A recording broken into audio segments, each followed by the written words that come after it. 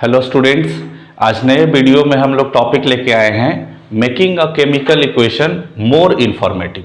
एक chemical equation को more informative कैसे बनाया जाए। जनरली हम लोग केमिकल इक्वेशन जब लिखते हैं तो हम लोग देखते हैं उसमें रिएक्टेंट प्रोडक्ट के स्टेट का जिक्र नहीं होता है, या रिएक्शन किस टेम्परेचर और प्रेशर पे प्रोसीड हो रहा है उसका जिक्र नहीं होता है। तो ये टॉपिक यही डील करता है कि आप केमिकल इक्वेशन को मोर इन्फॉर्मेटिव बना सकते हैं, यानी केमिकल इक्वेशन में कुछ और बातें ऐड करके आप केमिकल इक्वेशन को ऐसा बना सकते हैं कि उससे कुछ और भी इंफॉर्मेशंस मिल सकते हैं।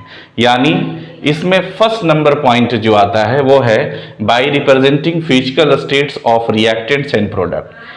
फिजिकल स्टेट, रिएक्टेंट और प्रोडक्ट को हम लोग क्या कर सकते हैं, असाइन कर सकते हैं रिएक्शन में by this process. What is S representation for the solid, L representation for the liquid and G representation for the gas, and one more AQ, this one representation for the what, aqueous solution। ये किसके लिए use करते हैं, aqueous solution के लिए।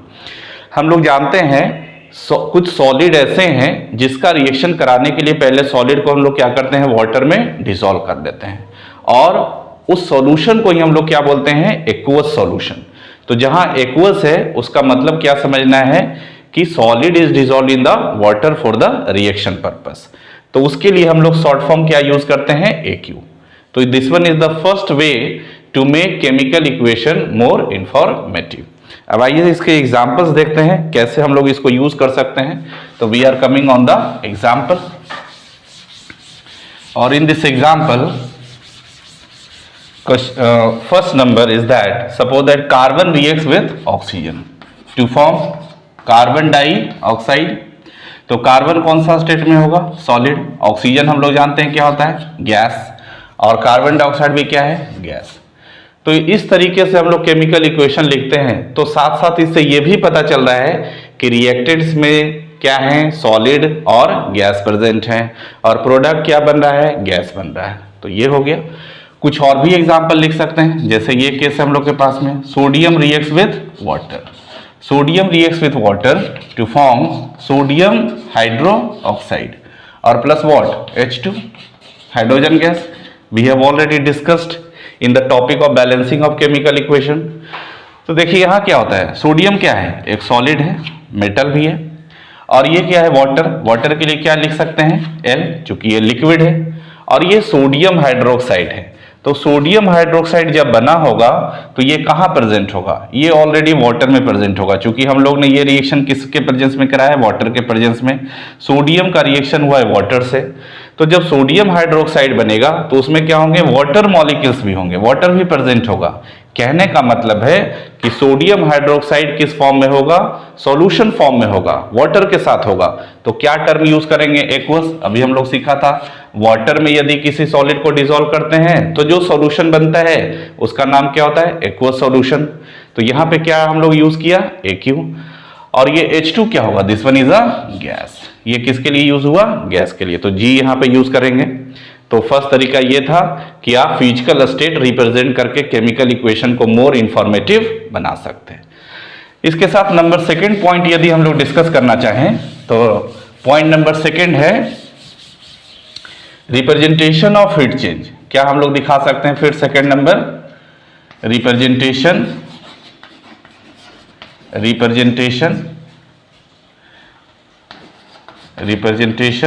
Of heat change in chemical equation,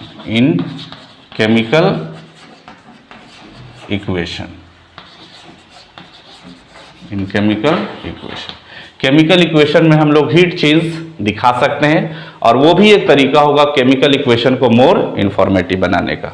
जैसे example पे आते हैं, एग्जांपल नंबर हम लोग के पास ये है, कार्बन रिएक्ट्स विथ ऑक्सीजन, या छोड़ दें, ये रिपीट हो गया ऑलरेडी, ये हम लोग कर लें।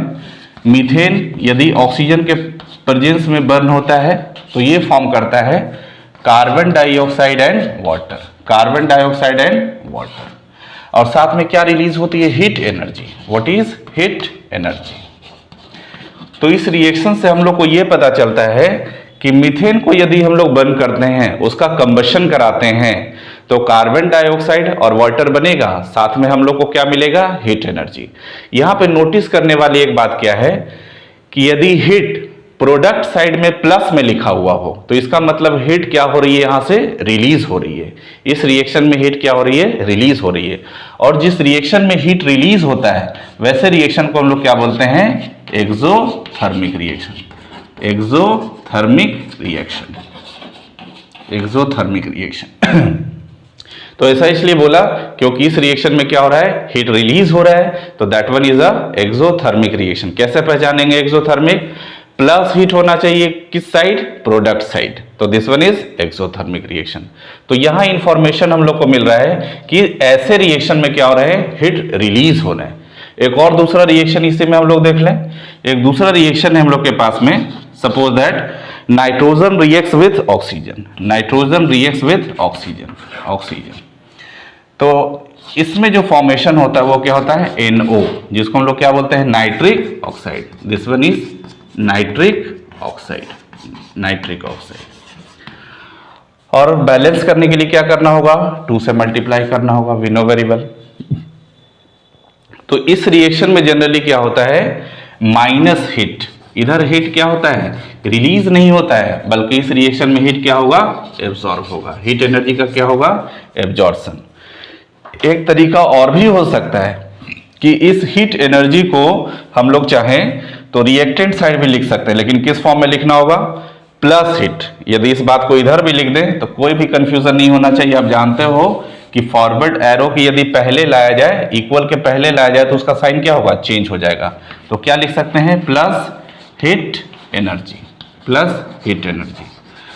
तो ये दोनों तरीके हैं जिससे हम लोग हीट एनर्जी दिखा सकते हैं। चाहे तो आप उसको प्रोडक्ट में माइनस में लिखें या रिएक्टेंट साइड प्लस में लिखें। इसका मतलब है स्टूडेंट्स कि इस रिएक्शन में हीट क्या है, एब्जॉर्ब हुआ है। Heat is absorb for the reaction. तो ऐसे रिएक्शन को हम लोग क्या बोलते हैं, this one reaction is called endothermic reaction. ऐसे रिएक्शन को हम लोग क्या बोलेंगे, इंडोथर्मिक रिएक्शन, इंडोथर्मिक रिएक्शन। तो ये इंडोथर्मिक रिएक्शन हो गया क्योंकि अमाउंट ऑफ हीट इसमें क्या हो रहा है, एब्सॉर्ब हो रहा है। तो we have discuss the second number point, representation of heat change in chemical equation. Chemical equation में हम लोग हीट चेंज को भी दिखा के इस इक्वेशन को मोर इंफॉर्मेटिव बना सकते हैं। ठीक है, second number point we have discussed and after the second number point we are coming on point number third. Third number point पे आते हैं। थर्ड नंबर पॉइंट हम लोग से बोला जा रहा है by representing a specific condition. ठीक है, थर्ड नंबर पॉइंट हम लोग के पास में है by representing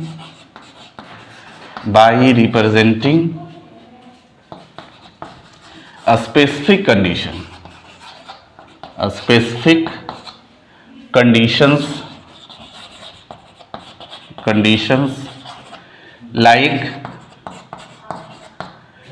temperature,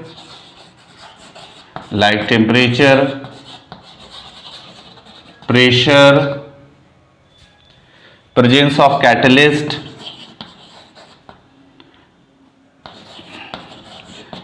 of catalyst, and other conditions.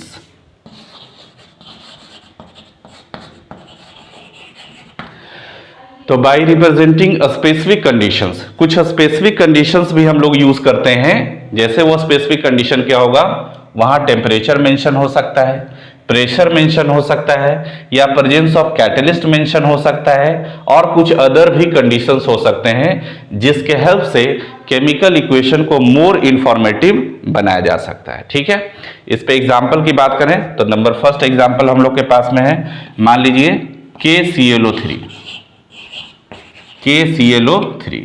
इसका नाम है what, potassium chlorate. This one is called potassium chlorate. इस पोटेशियम क्लोरेट को यदि हम लोग हीट करते हैं और वो भी मैग्नीज डाइऑक्साइड के प्रेजेंस में, तो देखो ये है हीट का साइन, ये भी एक इंफॉर्मेशन है। ट्रायंगल साइन कहीं भी लिखा रहे फॉरवर्ड एरो पे तो आप समझें वो कैसा साइन है, हिट का साइन है। और ये है MnO2, MnO2। This one is called manganese dioxide, manganese dioxide, manganese dioxide. और इसको जब हिट करते हैं तो ये कन्वर्ट होता है KCl में और plus O2, KCl and O2। Balancing हम लोग सबको पता है, यहाँ 3 एटम ऑफ ऑक्सीजन है और यहाँ 2 है, तो 2 को क्या बनाना है, 6 बनाना है, तो 3 से मल्टीप्लाई, यहाँ 3 को 6 बनाना है तो 2 से मल्टीप्लाई, और KCl में किससे मल्टीप्लाई, 2 से मल्टीप्लाई। तो पहले तो ये बैलेंस्ड हो गया। इसमें स्पेसिफिक कंडीशन क्या है, यानी इस रिएक्शन को करने के लिए क्या जरूरत है, कुछ ना कुछ हीट एनर्जी की जरूरत है और साथ में MnO2 की जरूरत है जिसका नाम है मैग्नीज डाइऑक्साइड। ये मैग्नीज डाइऑक्साइड क्या है, manganese dioxide is a catalyst. यहाँ क्या प्रेजेंट है, ये कैटलिस्ट। तो कैटलिस्ट हम लोग किसको बोलते हैं, जो रेट ऑफ रिएक्शन को इंक्रीज या डिक्रीज कर सकता हो, वैसे केमिकल सब्सटेंस को हम लोग क्या बोलते हैं, कैटलिस्ट। तो यहाँ क्या कंडीशन है, टेम्परेचर होना चाहिए और प्रेजेंस ऑफ कैटलिस्ट होना चाहिए, ठीक है। Catalyst the chemical substances which do not participate in chemical reaction but either increase or decrease the rate of reaction, they are called catalyst। जो केमिकल रिएक्शन में पार्टिसिपेट नहीं करता हो लेकिन केमिकल रिएक्शन के रेट को इंक्रीज या decrease कर सकता हो, तो वैसे केमिकल सब्सटेंसेस को हम लोग क्या बोलते हैं, कैटलिस्ट। यहाँ मैग्नीज डाइऑक्साइड क्या वर्क कर रहा है, कैटलिस्ट ऐसा वर्क कर रहा है। ये केमिकल रिएक्शन में तो पार्टिसिपेट नहीं करता है लेकिन इसके प्रेजेंस होने से ये केमिकल रिएक्शन क्या होता है, फास्ट प्रोसीड हो जाता है, फास्ट कंप्लीट हो जाता है। तो इसका वर्क जो यहाँ पे है एज अ कैटलिस्ट है। तो we understand about the catalyst also. तो एक एग्जाम्पल हम लोग ने ये लिया, एक और भी एग्जाम्पल ले लेते हैं। One more example also. One next example is carbon monoxide reacts with hydrogen to form methanol, to form methanol, CH3COOH, ठीक है। इसका नाम है मीथेनॉल। मीथेनॉल ये बनाता है। हाइड्रोजन कितना, 3 + 1 4, तो यहां पे हम लोग को क्या मल्टीप्लाई करना होगा, 2 से। ये तो कार्बन मोनोऑक्साइड है, कार्बन मोनोऑक्साइड, और दिस वन इज हाइड्रोजन। यहां स्पेसिफिक कंडीशन क्या है, यहां 300 ATM for the pressure. ATM जो है वो किसका यूनिट होता है, प्रेशर का यूनिट होता है। And 300 degree Celsius, 300 degree Celsius, this one is what, temperature. ये किसके लिए यूज किया हम लोग, टेम्परेचर के लिए, ठीक। और ये किसके लिए यूज किया है, प्रेशर के लिए, दिस वन इज प्रेशर। और साथ में क्या होना चाहिए, ZnO + CrO3 का मिक्सचर होना चाहिए। ये पूरे कंडीशंस होने चाहिए इस रिएक्शन के लिए। यानी इस रिएक्शन में प्रेशर कितना होना चाहिए, 300 ATM, ATM is the unit for the pressure. 300 degree Celsius temperature भी होना चाहिए और ZnO + CrO3 का मिक्सचर भी होना चाहिए, जो कैसा वर्क करेगा, एज अ कैटलिस्ट ऐसा वर्क करेगा और इस रिएक्शन को प्रोसीड करेगा।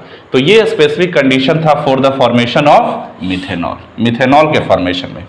इसके बाद एक और नेक्स्ट एग्जांपल हम लोग डिस्कस करते हैं, जहां हम लोग दिखाएंगे क्या स्पेशल कंडीशन यूज हो रहा है। और वो रिएक्शन बहुत सिंपल है, सारे स्टूडेंट जानते भी है, और वो रिएक्शन है कार्बन डाइऑक्साइड प्लस वाटर। याद होगा फोटोसिंथेसिस रिएक्शन, तो क्या फॉर्म होता है, C6H12O6 और प्लस क्या, O2, ऑक्सीजन। देखो कार्बन 6 एटम है, तो यहाँ आप क्या करो, 6 एटम यूज करो, इसको 6 बनाओ। फिर हाइड्रोजन कितना है, 12, यहाँ कितना है, 2, कितना से मल्टीप्लाई, 6 से, तो कितना बन गया, 12। अब ऑक्सीजन देखते हैं, ऑक्सीजन कितना हो गया, 6 × 2 मीन्स 12 और प्लस 6 कितना, 18। 18 में 6 यहाँ है तो इसको कितना बनाना पड़ेगा, 12, तो 6 से मल्टीप्लाई कर दें, 6 इंटू 2 12 और plus 6 equal to what 18। This one is what glucose, simple sugar. तो ये रिएक्शन है फोटोसिंथेसिस का, और फोटोसिंथेसिस में स्पेसिफिक कंडीशन हम लोग को क्या लगाना है, तो there is presence of sunlight. क्या होना चाहिए, सनलाइट और क्लोरोफिल, क्लोरोफिल। तो ये स्पेसिफिक कंडीशन है जिसमें ये रिएक्शन प्रोसीड होगा, यानी फोटोसिंथेसिस रिएक्शन सनलाइट के प्रेजेंस में होता है और क्लोरोफिल होना चाहिए, तब ये फोटोसिंथेसिस रिएक्शन प्रोसीड हो सकता है, जिसमें रॉ मटेरियल्स क्या यूज होते हैं, कार्बन डाइऑक्साइड एंड वाटर। तो in the presence of sunlight and chlorophyll glucose is form. तो यहां स्पेसिफिक कंडीशन ये हो गया, सनलाइट एंड क्लोरोफिल। और इसी के साथ ये टॉपिक हम लोग का कंप्लीट होता है, making a chemical equation more informative. इससे रिलेटेड क्वेश्चन भी एग्जामिनेशन में पूछे जाते हैं, और वो सारा कंडीशन क्या क्या होना चाहिए हम लोग ने डिस्कस किया, जिससे केमिकल इक्वेशन को मोर इंफॉर्मेटिव बनाया जा सके। खैर, after this a new topic is that, one more topic is that characteristics of chemical reaction. Next topic है कैरेक्टरिस्टिक्स ऑफ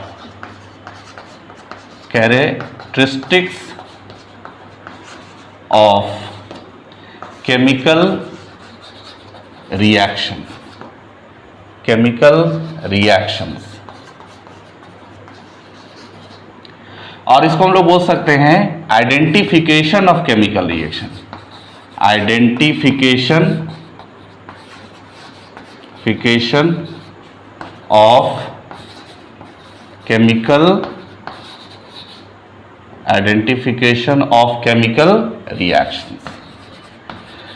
कैसे हम लोग केमिकल रिएक्शन को आइडेंटिफाई कर सकते हैं, कौन सा टाइप का है इस बात की नहीं, यानी वो केमिकल रिएक्शन है, क्या क्या कैरेक्टरिस्टिक्स उसका हो सकता है जिससे हम लोग बता सकते हैं कि that one is chemical reaction, that process is a chemical reaction और केमिकल प्रोसेस टेक्स प्लेस। ठीक है, इसमें नंबर फर्स्ट है क्या होना चाहिए, evolution of gas.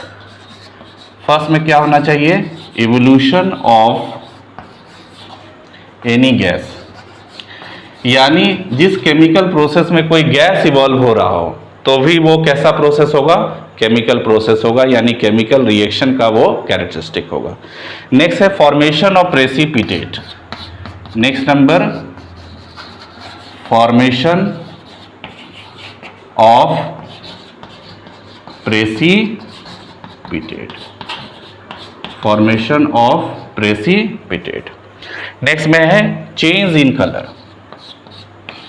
Change in colour, change in colour. Fourth number हम लोग के पास में है after the change in colour, change in temperature, change in temperature. और लास्ट नंबर है change in state, change in state.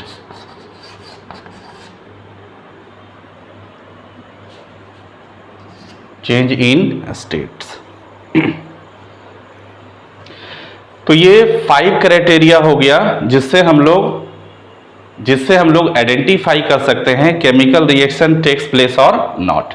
Evolution of any gas, यानी chemical reaction होने के लिए उस प्रोसेस में कोई गैस क्या होना चाहिए, इवॉल्व होना चाहिए, या उस प्रोसेस में यदि कोई प्रेसिपिटेट बन जाता है। प्रेसिपिटेट जनरली हम लोग किसको बोलते हैं कि रिएक्शन होने के बाद एक सब्सटेंस ऐसा हो जो जनरली उस सॉल्यूशन से क्या हो जाए, सेपरेट हो जाए, तो उसको हम लोग क्या बोलते हैं, प्रेसिपिटेट बोलते हैं। अभी रिएक्शन पे आएंगे तो इसको क्लियर करेंगे और भी। फिर चेंज इन कलर, यानी वहां कुछ कलर भी क्या होना चाहिए, चेंज होना चाहिए, वो भी आइडेंटिफिकेशन है किसका, केमिकल रिएक्शन का। चेंज इन टेम्परेचर होना चाहिए, यानी उसका टेम्परेचर आइदर इंक्रीज हो रहा हो या डिक्रीज हो रहा हो, that one is also characteristics of chemical reaction. और क्या होना चाहिए, चेंज इन स्टेट, उसकी स्टेट चेंज हो रही है, जैसे सॉलिड लिक्विड बन रहा है या लिक्विड गैस बन रहा है। तो ये सब कैरेक्टरिस्टिक्स हैं केमिकल रिएक्शंस के। आइए वन बाय वन हम लोग डिस्कस करें। नंबर फर्स्ट है evolution of any gas, evolution of any gas.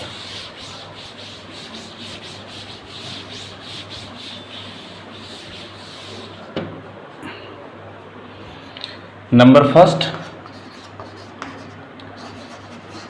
evolution of any gas. कोई गैस इवॉल्व होता हो, जैसे एक रिएक्शन हम लोग देखते हैं Zn प्लस H2SO4। जिंक जब डाइल्यूट सल्फ्यूरिक एसिड से रिएक्शन करता है तो देखिए क्या होता है, ये बनाता है ZnSO4 जिंक सल्फेट और प्लस H2। तो यहाँ क्या हो रहा है, एक गैस इवॉल्व हो रहा है। कौन सा gas? This one is hydrogen gas. तो इससे भी इस केमिकल रिएक्शन का क्या हो रहा है, आइडेंटिफिकेशन। तो evolution of gas is here. और भी कुछ एग्जांपल ले सकते हैं, जैसे sodium reacts with water, sodium reacts with water to form sodium hydroxide और प्लस H2। रिएक्शन की बैलेंसिंग भी हम लोग को पता है। तो this one is also evolution of gas. तो इवोल्यूशन ऑफ गैस यदि किसी केमिकल रिएक्शन में होता है तो उसको हम लोग जनरली इस फॉरवर्ड एरो से दिखाते हैं। तो ये फर्स्ट पॉइंट हम लोग का हो गया। सेकेंड नंबर पॉइंट हम लोग बात करने जा रहे हैं, that one is formation of precipitate.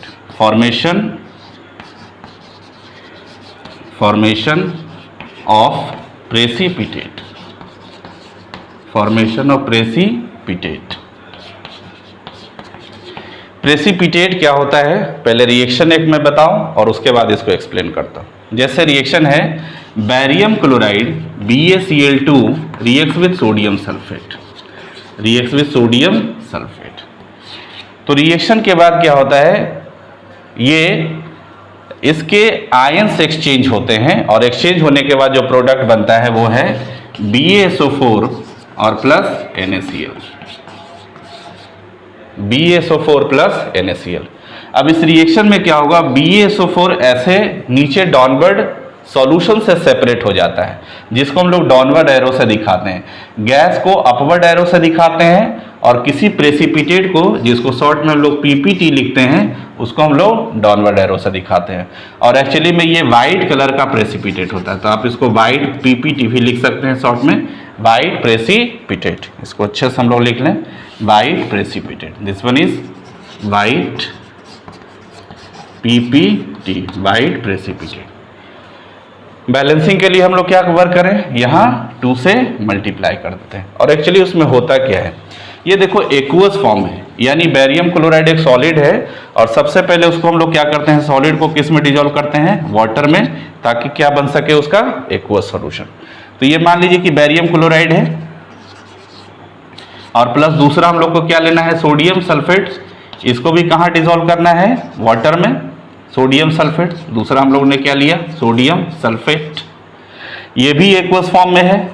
इसको एक थर्ड नंबर बीकर में यदि हम लोग फर्स्ट और सेकेंड वाले सॉल्यूशन को, यानी एक्वस सॉल्यूशन को पॉर करते हैं, किस किस को, सोडियम सल्फेट को और प्लस बैरियम क्लोराइड को, BaCl2 को, तो क्या होगा, ये पूरा एक लिक्विड ऐसा बनेगा। और कुछ टाइम के बाद हम लोग क्या ऑब्जर्व करेंगे कि नीचे बॉटम में वाइट कलर के ऐसे सॉलिडिफाई मटेरियल डिपॉजिट हो गए और पूरा ऊपर का कलर कैसा रहेगा, ट्रांसपेरेंट, ऐसा दिखेगा आपको, वाटर। और एक लेयर दिखेगा कि वो सॉल्यूशन से क्या हो चुका है, सेपरेट। तो जो सेपरेट हो चुका है वही ये वाइट कलर का क्या है, प्रेसिपिटेट है। और ये जो वाटर ऐसा दिख रहा है, यानी एक्वस फॉर्म दिख रहा है, वो कौन सा है, NaCl। इसी को बोलते हैं प्रेसिपिटेट फॉर्मेशन। तो I hope that you understand about the precipitate. चलिए एक और एग्जांपल इसमें हम लोग डिस्कस कर लेते हैं प्रेसिपिटेट फॉर्मेशन में।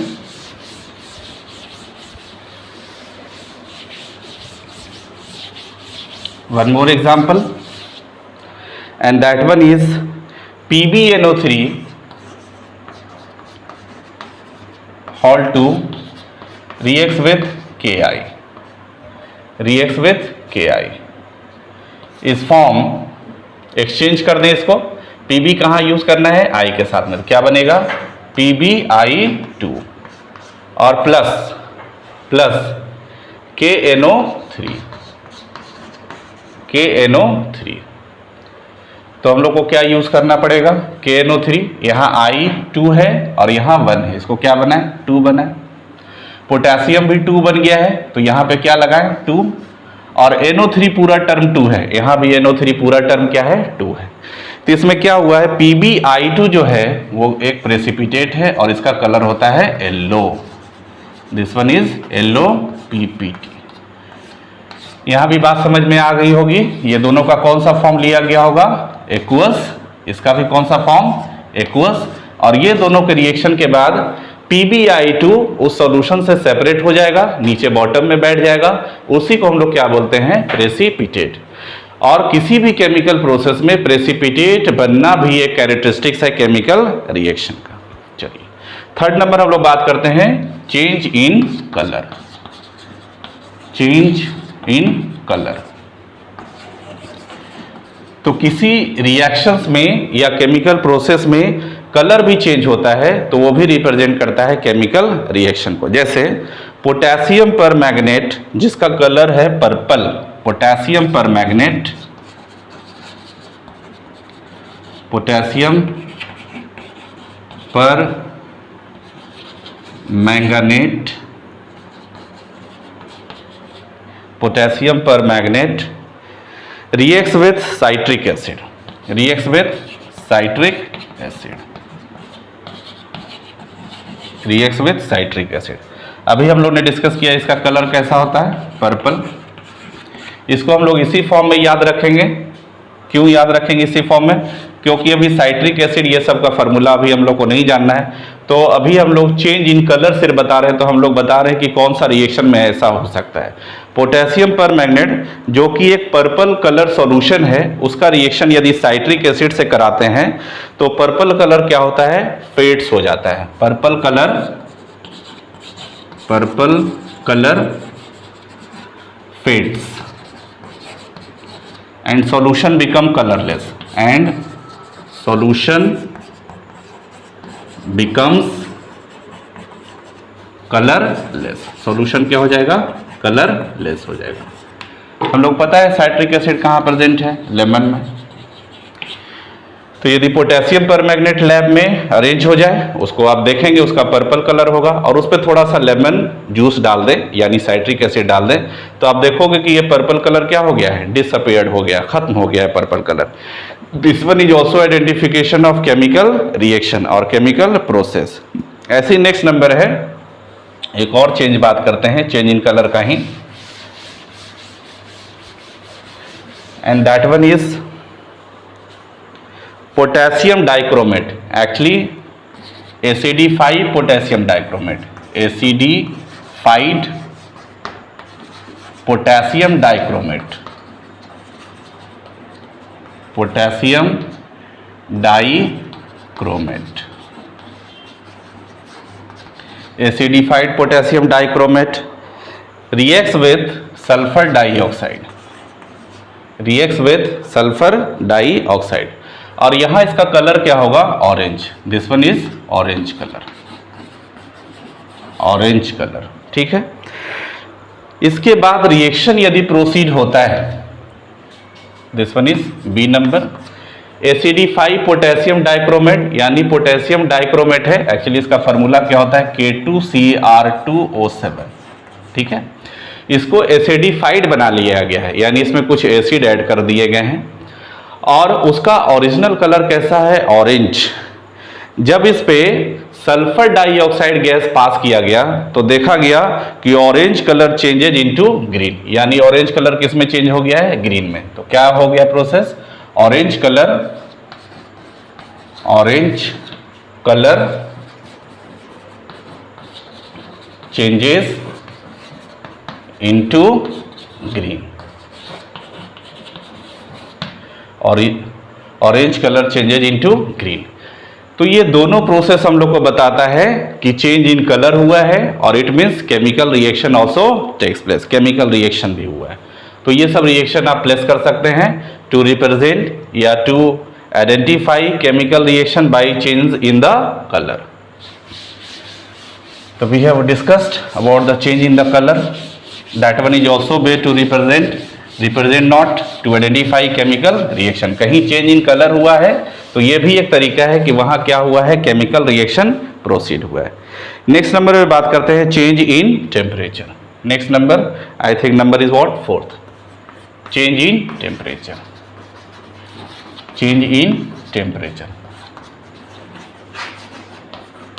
तो चेंज इन टेम्परेचर हम लोग जानते ही हैं, किसी केमिकल रिएक्शन में आइदर टेम्परेचर यानी हीट एब्जॉर्ब होता है या हीट क्या होता है, रिलीज होता है। जब amount of heat energy absorb तो वैसे रिएक्शन को बोलते हैं एक्सोथर्मिक, और amount of heat is absorb तो उसको बोलते हैं एंडोथर्मिक, और जब अमाउंट ऑफ हीट रिलीज होता है तो उसको क्या बोलते हैं, एक्सोथर्मिक रिएक्शन। तो खैर चेंज इन टेम्परेचर भी कहीं होगा तो वो भी वे ऑफ रिप्रेजेंटेशन किसका होगा, केमिकल रिएक्शन का, यानी chemical reaction proceeds.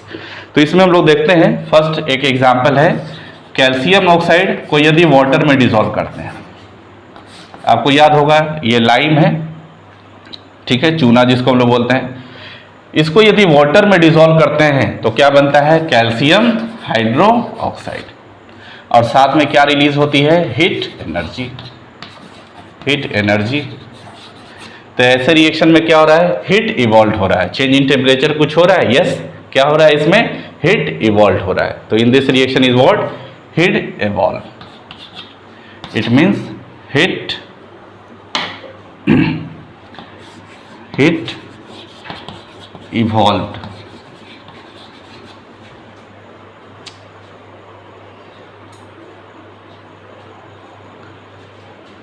Heat evolved in this reaction. Calcium hydroxide का फॉर्मूला क्या होगा, CaOH और 2, क्योंकि कैल्शियम की वैलेंसी कितनी होती है, 2 होती है। तो in this reaction heat is evolved. एक और हम लोग इसमें देखते हैं, नेक्स्ट वन है कि suppose that barium hydroxide BaOH और 2, बैरियम हाइड्रोक्साइड का रिएक्शन हो रहा है अमोनियम क्लोराइड से, NH4Cl, अमोनियम क्लोराइड। इस रिएक्शन के बाद क्या फॉर्म होता है, barium chloride BaCl2 plus ammonia and after the ammonia is water. Water is also form, so heat नहीं लिखे बल्कि क्या लिखे, temperature falls in this reaction. ये जब रिएक्शन होता है तो क्या होता है, टेम्परेचर फॉल होता है, और यहाँ हीट क्या होता है, इवॉल्व होता है। यानी यहाँ पे बताएं तो क्या होना चाहिए, टेम्परेचर क्या होना चाहिए, राइजेस, टेम्परेचर क्या होगा, बढ़ेगा। ठीक है, तो ये था चेंज इन टेम्परेचर। और लास्ट नंबर हम लोग डिस्कस करते हैं चेंज इन स्टेट।